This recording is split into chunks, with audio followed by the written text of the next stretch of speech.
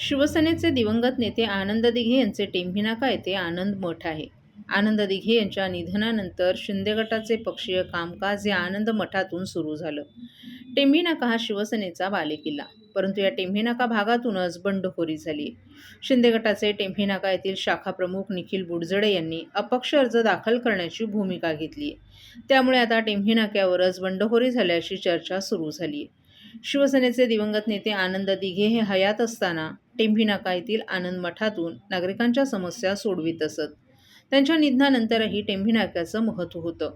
अनेक ठाणेकर त्यांच्या समस्या घेऊन टेंभी नाका येथे जात असत. या टेंभी नाक्यावर दहीहंडी, नवरात्र उत्सव यांसारखे कार्यक्रम आयोजित केले जातात. उपमुख्यमंत्री एकनाथ शिंदे यांनी उद्धव ठाकरे यांची साथ सोडल्यानंतर शिंदे गटानं या आनंद आश्रमातून त्यांचं पक्षाचं कामकाज सुरू केलं होतं. तसंच तेथील युवा सेनेच्या पदाधिकारी निखिल बुडजडे यांना टेंभी नाक्याचे शाखाप्रमुखपद दिलं होतं. तेव्हापासून निखिल हे निवडणुकीची तयारी करत होते. टेंभी नाका हा शिवसेनेचा बालेकिल्ला, परंतु निखिल यांना उमेदवारी नाकारल्यानं त्यांनी अपक्ष उमेदवारीचा अर्ज आता दाखल करण्याचा निर्णय घेतलाय.